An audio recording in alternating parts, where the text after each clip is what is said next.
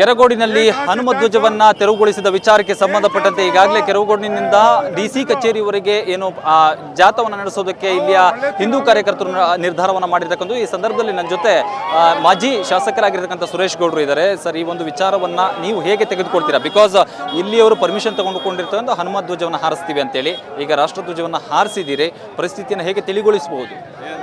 ಸರ್ಕಾರ ಎತ್ತೆಚ್ಚಿಕೊಂಡು ಬಹುಸಂಖ್ಯಾತರ ಬಾನೆಗೆ ಮಾಡಿರ್ತಕ್ಕಂಥ ಧಕ್ಕೆಗೆ ಕ್ಷಮೆ ಕೋರಿ ಭಗವಾನ್ ಧ್ವಜವನ್ನು ಮರುಸ್ಥಾಪನೆ ಮಾಡಿ ಅದರ ಪಕ್ಕದಲ್ಲೇ ರಾಷ್ಟ್ರಧ್ವಜವನ್ನು ಇನ್ನೂ ಎತ್ತರ ಮಟ್ಟದಲ್ಲಿ ಮಾಡಬೇಕು ಅಂತಕ್ಕಂಥದ್ದು ನಮ್ಮ ಬೇಡಿಕೆ. ಎಲ್ಲಿವರೆಗೆ ಧ್ವಜ ಭಗವಾನ್ ಧ್ವಜ ಮರುಸ್ಥಾಪನೆ ಆಗೋದು ಅಲ್ಲಿವರೆಗೂ ಸಹ ನಮ್ಮ ಈ ಒಂದು ಆಂದೋಲನ ನಡೀತದೆ. ಈಗ ಏನು ನಿರ್ಧಾರ ಮಾಡಿದ್ದೀರಾ ನೀವು? ಆ್ಯಕ್ಚುಲಿ ಇಲ್ಲಿಂದ ಪಾದಯಾತ್ರೆ ಮಾಡ್ಕೊಂಡು ಡಿ ಸಿ ಕಚೇರಿಗೆ ಹೋಗ್ತೀರಾ, ಏನು ಮನವಿ ಮಾಡಬೇಕಂತ ಅಂದ್ಕೊಂಡಿದ್ದೀರಾ? ಪಾದಯಾತ್ರೆ ಶುರು ಮಾಡ್ತೀವಿ. ಇಲ್ಲಿ ಸಾವಿರಾರು ಜನ ಪಾದಯಾತ್ರೆ ಪಾಲ್ಗೊಳ್ತಾರೆ. ನಮ್ಮ ರಾಜ್ಯ ಮಟ್ಟದ ನಾಯಕರುಗಳು ಸಹ ಇವತ್ತು ಮಂಡ್ಯಕ್ಕೆ ಬರ್ತಾ ಇದ್ದಾರೆ. ಅವ್ರ ಜೊತೆ ಸಿಗೋ ನಾವು ಶಾಂತಿ ರೀತಿಯಿಂದ ಎಲ್ಲ ರಾಮ ಭಕ್ತರು, ಇಲ್ಲೇನು ಯಾವ ಪಕ್ಷ ಇಲ್ಲ, ಏನಿಲ್ಲ, ಎಲ್ಲ ಪಕ್ಷದ ಕಾಂಗ್ರೆಸ್ನವರು ಇದ್ದಾರೆ, ಇಲ್ಲಿ ಬಿ ಜೆ ಪಿಯವರು ಇದ್ದಾರೆ, ಜನತಾದಳದವರು ಇದ್ದಾರೆ, ರಾಮ ಭಕ್ತರು ಇದ್ದಾರೆ. ಎಲ್ಲ ಸೇರಿಕೊಂಡು ಒಗ್ಗಟ್ಟಾಗಿ ಪ್ರತಿಭಟನೆ ಮಾಡ್ತೀವಿ. ಹನುಮಧ್ವಜವನ್ನು ತೆರವುಗೊಳಿಸೋದಕ್ಕೆ ಪ್ರಮುಖವಾದಂಥ ಕಾರಣ ಏನು? ಯಾವ ವಿಚಾರಕ್ಕೆ ತೆರವುಗೊಳಿಸಿದ್ದಾರೆ ಅವರು? ಸ್ಥಳೀಯ ಕಾಂಗ್ರೆಸ್ ಮುಖಂಡರ ಸ್ವಯಂ ಪ್ರತಿಷ್ಠೆ ಅಷ್ಟೇ, ಬೇರೆ ಏನಿಲ್ಲ.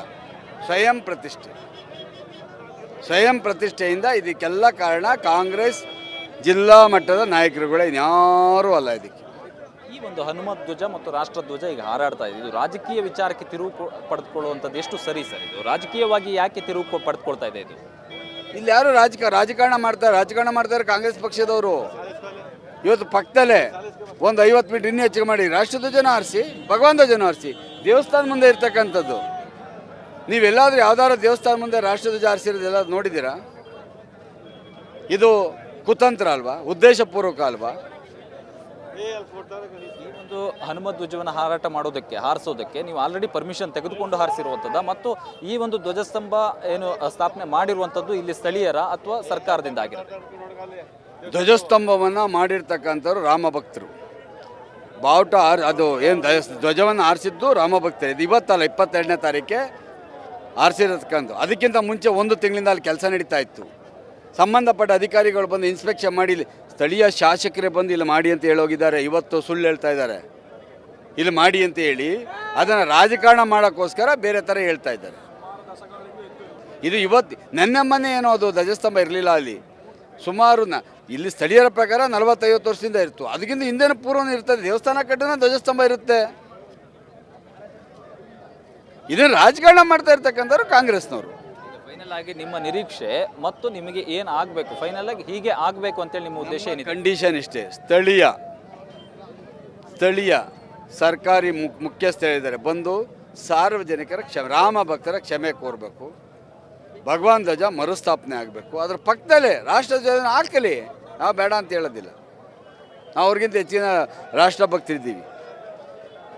ಅದು ನಮ್ಮ ಧ್ವಜ, ಅವ್ರಿಗಿಂತ ಹೆಚ್ಚಿಗೆ ಗೌರವ ಕೊಡ್ತಕ್ಕ. ಅವರು ಇದನ್ನು ವಿವಾದ ಮಾಡೋಕ್ಕೋಸ್ಕರ ರಾಷ್ಟ್ರಧ್ವಜವನ್ನು ಆರಿಸಿರ್ತಕ್ಕಂಥದ್ದು. ಮಧ್ಯಾಹ್ನ 3 ಗಂಟೆನಲ್ಲಿ ಏಕಾಏಕಿ ರಾಷ್ಟ್ರಧ್ವಜ ಆರಿಸೋಕ್ಕೆ ನೀತಿ ನಿಯಮಗಳಿದ್ದಾವೆ, ಅದನ್ನ ಯಾವುದನ್ನೂ ಪಾಲನೆ ಮಾಡಿದೆ.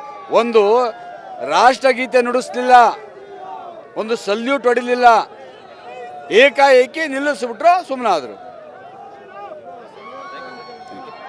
ಇವಿಷ್ಟು ಮಾಜಿ ಶಾಸಕ ಸುರೇಶ್ ಗೌಡ ಅವರ ಮಾತಾಗಿರ್ತಕ್ಕಂಥದ್ದು. ಕ್ಯಾಮ್ರಾ ಪರ್ಸನ್ ಬಾಬು ಜೊತೆ ವಿಕಾಸ್, BTV ನ್ಯೂಸ್, ಮಂಡ್ಯ.